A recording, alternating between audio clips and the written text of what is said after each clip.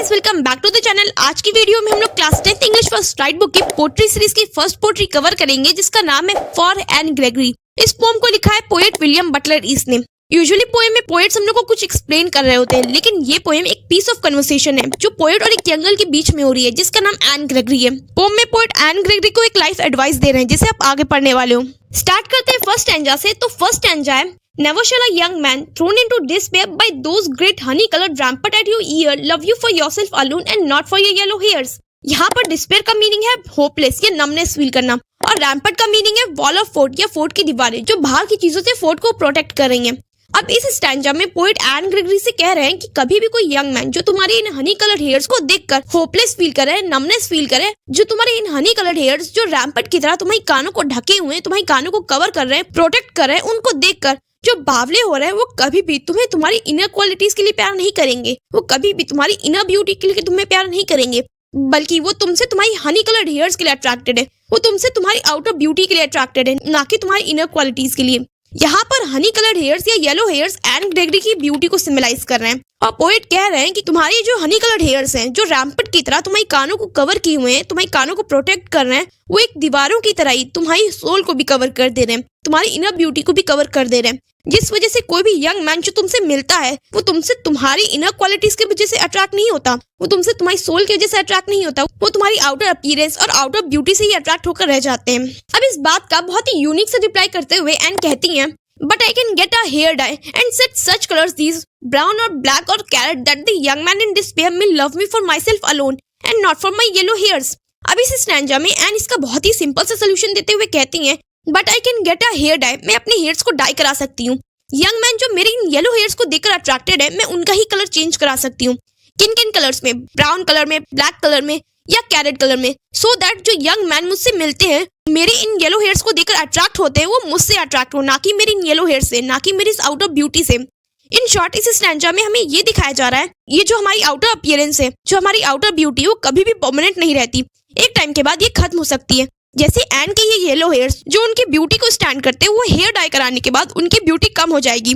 और साथ ही hair dye कराने के पीछे एन का सिर्फ एक ही रीजन है कि वो चाहती हैं कि जो भी यंग मैन उनसे मिलते हैं, उनके इन येलो हेयर्स को देखकर अट्रैक्ट होते हैं, उनके इन येलो हेयर्स को देखकर होपलेस फील करें, पागल हो रहे हैं, वो उनको देखकर अट्रैक्ट हो, ना कि उनकी इन येलो हेयर्स को देखकर वो उनकी इनर क्वालिटी से अट्रैक्ट हो, ना कि उनकी इस आउटर अपीयरेंस से। अब एन ने जो इस पैरा में अपने हेयर्स को डाई कराने का एक बहुत ही यूनिक सा सोल्यूशन दिया है, उसके कॉन्ट्रास्ट में पोएट कहते हैं, I heard an old religious man but yesterday night declared that he had found a text to prove that only God my dear could love you for yourself alone and not for your yellow hairs।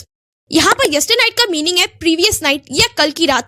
अब इस stanza में poet N की बात से disagree होते हुए कहते हैं कि मैंने कल की रात को ही एक रिलीजियस मैन को ये कहते हुए सुना, ये डिक्लेयर करते हुए सुना कि उन्हें एक ऐसा टेक्स्ट मिला है जो ये प्रूव कर सकता है सिर्फ गॉड ही है जो हमसे हमारी इनर क्वालिटीज के लिए प्यार करते हैं, हमसे हमारी इनर ब्यूटी के लिए प्यार करते हैं, ना कि हमारी आउटर अपीयरेंस से, ना कि हमारी इस आउटर ब्यूटी से। इन शॉर्ट जो डिवाइन लव होता है वो बियॉन्ड एक्सटर्नल ब्यूटी होता है।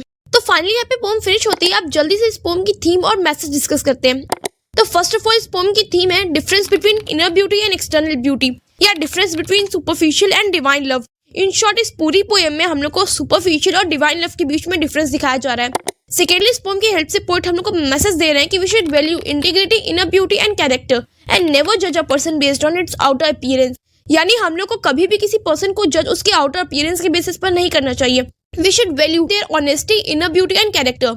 अब आते हैं इस पोएम की राइम स्कीम पर। तो फर्स्ट स्टैंजा में सेकंड लाइन, फोर्थ लाइन और सिक्स्थ लाइन में डिस्पेयर, ईयर और हेयर तीनों राइम कर रहे हैं, और बाकी तीनों मैन, कलर और अलोन का साउंड अलग आ रहा है। तो राइम स्कीम हो जाएगी A B C B D B. इसी तरह सेकंड स्टैंजा में भी देयर, डिस्पेयर और हेयर तीनों राइम कर रहे हैं, और बाकी तीनों का साउंड अलग अलग आ रहा है, तो इसकी भी राइम स्कीम हो जाएगी A B C B D B. अब थर्ड स्टैंजा देखें तो थर्ड स्टैंजा में भी डिक्लेयर, डियर और हेयर तीनों का राइम सेम आ रहा है, और बाकी तीनों का साउंड डिफरेंट आ रहा है, तो इसकी भी राइम स्कीम हो जाएगी A B C B D B.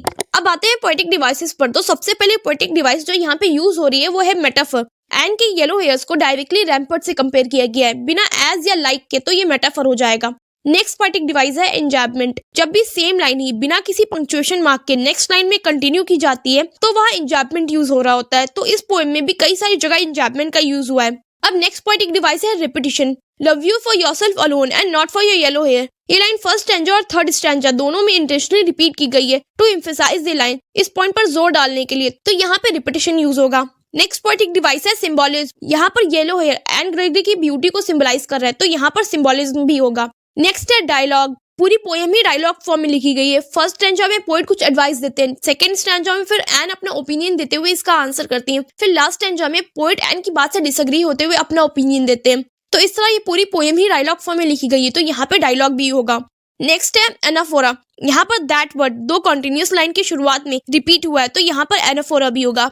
अब लास्ट है एलिट्रेशन। एलिट्रेशन का मतलब है repetition of consonant sound at the beginning of to consecutive words. तो इस पोम में कई सारी जगह एलिट्रेशन का भी यूज हुआ है। तो फाइनली हमने इस पोम को थीम, मैसेज और लिटरेरी डिवाइसेस के साथ कंप्लीट कर लिया है। तो अब जल्दी से इन क्वेश्चंस का आंसर मुझे कमेंट्स में दो और इस चैनल को सब्सक्राइब करना मत भूलना, क्योंकि ऐसी क्लास 9th और 10th की सारी पोएट्रीज और चैप्टर्स हम लोग इस चैनल पर कवर करने वाले हैं। तो चैनल को अभी सब्सक्राइब कर लो and see you in the next video.